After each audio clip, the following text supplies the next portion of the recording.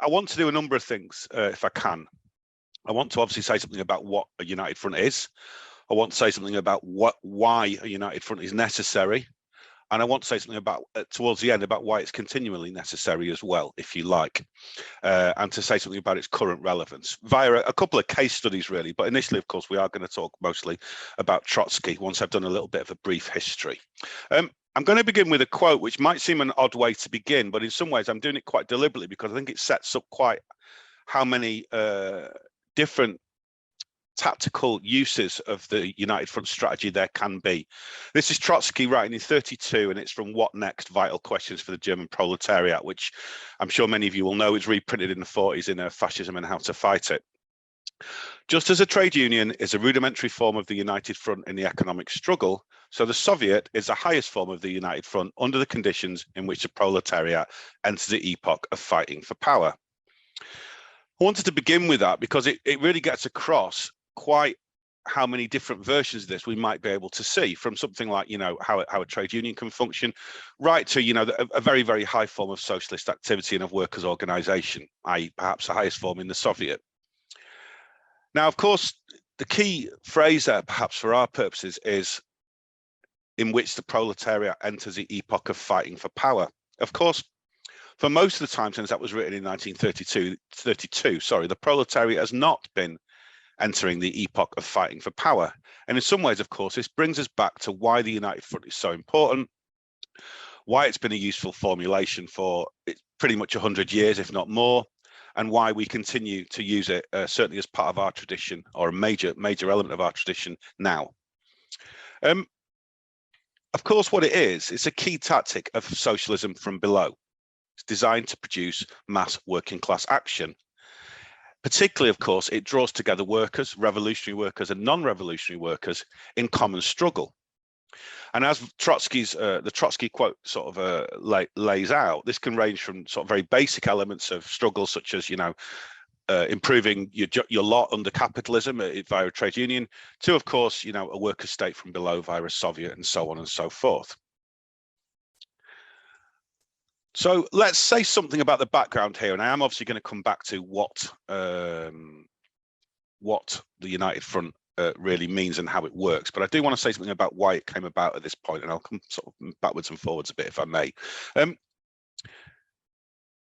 think we can perhaps go back to the collapse of the international socialist movement at the start of the First World War, which of course effectively ends the Second International. Now, the reason that's worth mentioning, of course, is because what that did see was elements of particularly the SPD in Germany, essentially, and of course the Labour Party in Britain and other socialist parties, essentially capitulating to imperialism and to nationalism and choosing to side with, their own side, in quotes, during the First World War.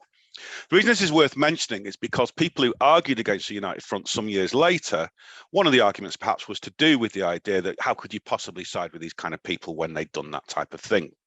So that's why I think it's worth taking us back that far.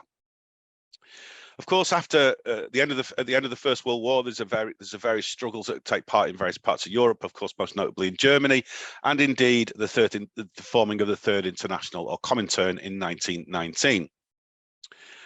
Of course, it flourishes for a while and starts to essentially degenerate from the early 20s onwards. And I think I would argue it becomes completely compromised by Stalinism a little later. Becomes concerned with Moscow's foreign policy rather than building an internationalist set of revolutionary parties, if you like, from international revolution to socialism in one country.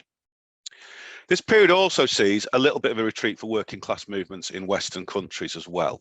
Now, as part of all this, a critical question comes about, and it's addressed by Trotsky in 1922, and we'll come back specifically to the paper or pamphlet, The Question of the United Front, and indeed the speech he gave at the Fourth Congress of the Third International that year as well. But this is, if you like, the key question: how could revolutionaries, who formed and continue to form a minority in the working class movement, achieve change and work with reformists work within the class despite the great majority of people holding reformist ideas? And how could revolutionaries spread their ideas while working with reformists in common struggle against specific aspects of the system, if you like, or in fighting specific issues?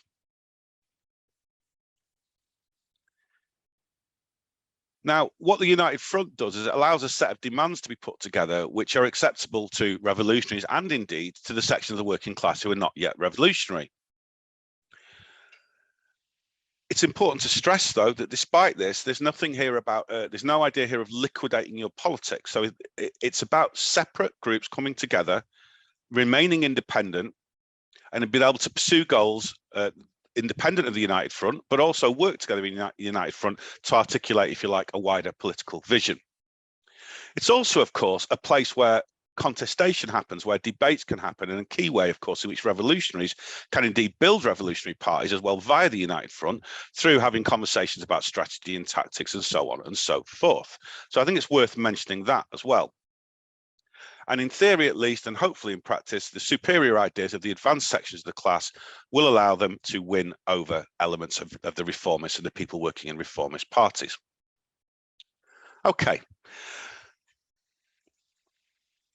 Sorry, I've got two documents open here that I'm sort of looking at various points while I'm kind of thinking this through. So just bear with me if you would. Let's talk a little bit about the 30s now, and then we'll come back actually to 22. But I want to just give a brief overall history of sort of, if you like, Trotsky's positions and why certain arguments come about in the mid-30s.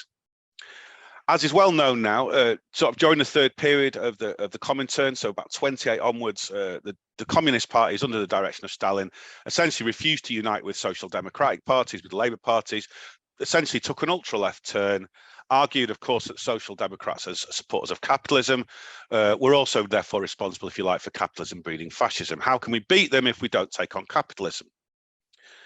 Social democrats support capitalism, therefore we can't unite with them. And of course, famously, they referred to social democrats as social fascists.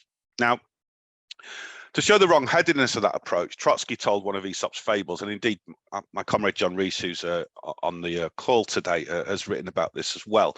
This is also from What Next? Vital Questions for the German Proletariat. A cattle dealer once drove some bulls to the slaughterhouse, and the butcher came nigh with his sharp knife. Let's close ranks and jack up this executioner on our horns, suggested one of the bulls. If you please, in what way is a butcher any worse than the dealer who drove us hither with his cudgel, replied the bulls, who had received their political education in Manuilski's Stalinist Institute.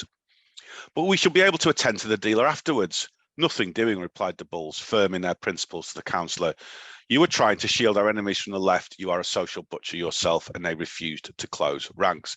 Of course, we all know what came of that. Essentially, this, you know, despite having much greater forces, the German left failed to, of course, unite. The German Revolutionary Left and Communist Party failed to unite with the other anti-fascist parties in the working class. Hitler, of course, takes power. The Communist Party then starts the turn towards a popular front, which we'll come back to in a minute, as a way to sort of fight Hitler, if you like, after the Nazis, come into power in 1933. Now, to give a bit more history here, and again, Trotsky talks about this in his writings in the 30s. There is an experience in the Russian Revolution that's very relevant and gets quoted quite a lot when people are talking about the United Front. And it's, of course, is in the summer of 17, when the government, under the leadership of Alexander Kerensky, the Mensheviks, faced an attempted right-wing military coup led by General Kornilov, who was a Tsarist. Now, that summer, Kerensky had been spending his time cracking down on the revolutionary left, Trotsky jailed, Lenin, of course, had gone into hiding, and so on and so forth. Of course, this encouraged the Kornilov plotters. Indeed, until the last moment, Kerensky was pretty much directly encouraging the coup. Now, what then happened was Lenin and Trotsky said, well, hang on a minute, if we're actually going to fight this greater threat, we're going to have to unite with the people who until very recently have effectively been our enemies, because of a very specific set of circumstances at this point. Therefore, through the workers' councils, they organised a defence of the revolution, crucially armed the workers, and Kornilov was defeated. And I think it's quite easy to argue that from that, we essentially end up being able to move into the period, at least, of the October Revolution, and indeed the overall achievement of the Russian Revolution at that point, which really comes from the fact that the Bolsheviks retained their own independent political organisation, but at the right moment went into a united front with reformist parties. Okay. Now, to sort of finish my little brief history before sort of coming back to some more specific things that Trotsky said, it's worth, I think, at this point, just in very simple terms, saying what the difference is between a united front and indeed a popular front. Both terms can get bandied around sometimes, even on the left, and certainly, if you like, within the reformist left, and there can be some confusion regarding what we might mean by the terms. The key thing to say is this: that united front is, of course, a united front of parties that are essentially representatives or part of the working class movement. A popular front, on the other hand, can include liberal bourgeois parties, imperialist parties, all sorts of parties who may, at a given moment, be anti-fascist, say in the 1930s, but their politics can waver, and if offered the right, if you like, morsels, they may go the other way. They might have a temporary reason to oppose fascism, but fundamentally, they're not aligned with the working class movement. And of course, in the 30s, this is because their class was not fundamentally threatened, so their support could vacillate. Now, another thing that's worth mentioning here about the difference between the popular front and the united front is that what tends to happen in a popular front is that the politics of the revolutionaries get liquidated into other positions because essentially they're not really calling the shots, if you like. So politics can become liquidated, subordinated to bourgeois politics. So very quickly, we've essentially got two or three different things that can come about as a result of misunderstanding the united front, or arguing against united front, or indeed going for a popular front. So we can have a sectarian position where a group of the left says, I'm not prepared to talk to those people, they don't agree with me, I'm going to sit here in my ideological purity and not bother working with, for example, the Labour Party during the Corbyn era would be an obvious example that we might well use. You can, of course, have substitutionism at this point, whereby a left party thinks that actually it represents the entire working class when it clearly doesn't. Okay, and attempts to sort of put itself forward as speaking for the whole class. And of course, you can also have liquidationism, as I've just said, and tailism, where essentially what happens is the parties, nominally most of the left, end up tailing people to their right. And of course, in a very different form, that's the argument that's made against coalitions, for example, in parliamentary parties between, for example, Labour and the Lib Dems, or the Lib Dems and the Greens, and so on and so forth. Okay. So let me mess about with my bits of paper. Sorry. Right. Okay. So let's go back even further. Let's go back to Marx and Engels, of course, and to 1848. And in some ways, I think we can argue that this particular quote, it's not necessarily the start of the united front, which of course does come later, as I've said, but it does, if you like, position something about what a revolutionary vanguard party does and its relationship to the class, which then, if you like, can turn into united front work later on. So this is from the Communist Manifesto. The communists do not form a separate party opposed to other working class parties. They have no interests separate and apart from those of the proletariat as a whole. The communists are, on the one hand, practically the most advanced and resolute section of the working class parties of every country, that section which pushes forward all others. On the other hand, theoretically, they have over the great mass of the proletariat the advantage of clearly understanding the line of march, the conditions and the ultimate general results of the proletarian movement.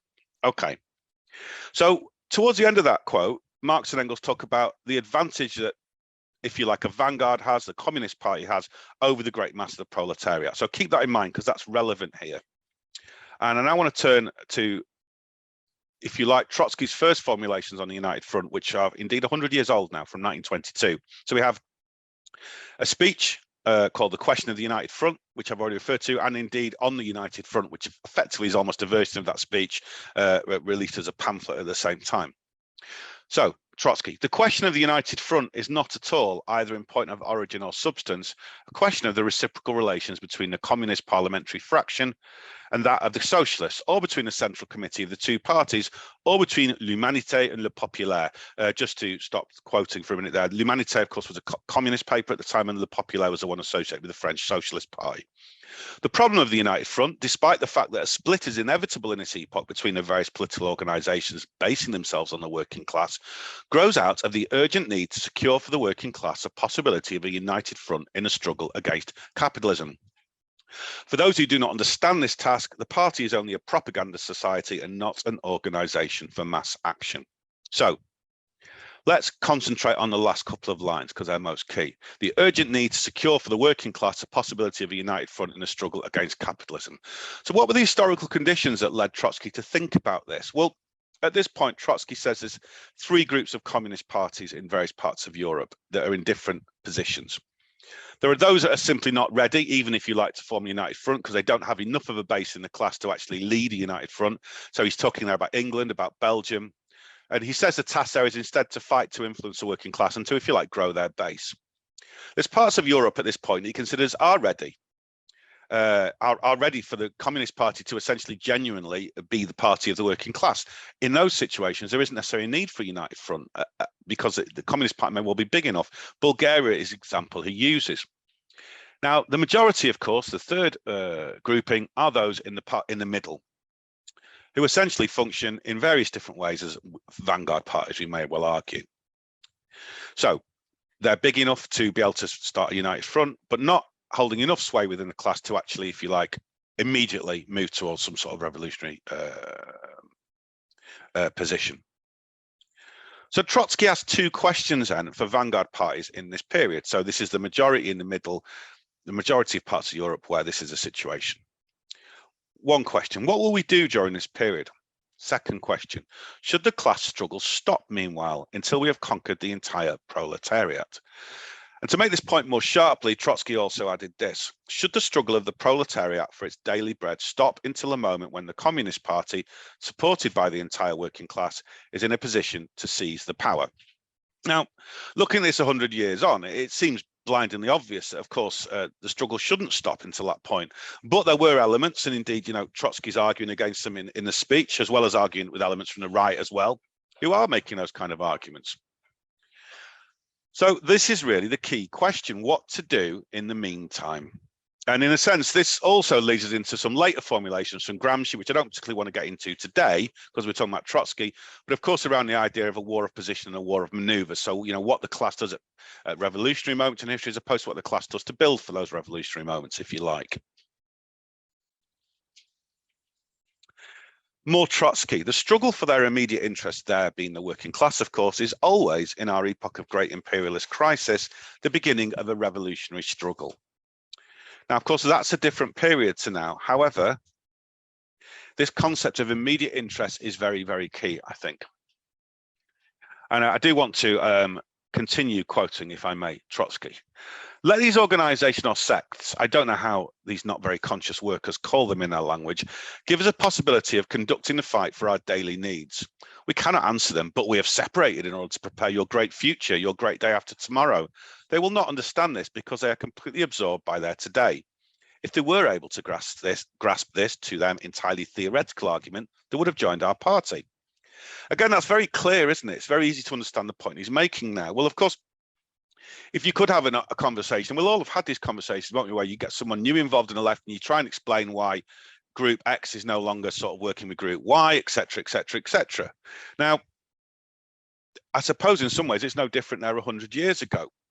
You can't, that's not really what you want to be doing. What you want to be doing is trying to speak to people about how you can actually do something about the problems that they're facing at any particular moment or at a particular moment. Okay, let me move on.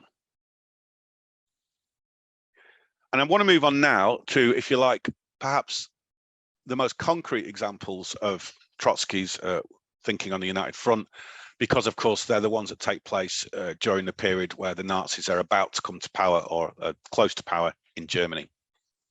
And I want to quote here and say something about for a workers' united front against fascism from 1931. The whole misfortune lies in the fact that the policy of the Central Committee of the German Communist Party, in part consciously and in part unconsciously, proceeds from a recognition of the inevitability of a fascist victory. In fact, in the appeal for the Red United Front, published on November 29, 1931, the Central Committee of the Communist Party of Germany proceeds from the idea that it is impossible to defeat fascism without first defeating the social democracy. The same idea is repeated in all possible shades in Thälmann's article, that's Ernst Thälmann. Is this idea correct? On the historical scale, it is unconditionally correct, but that does not at all mean that with its aid, that is by simple repetition, one can solve the questions of the day.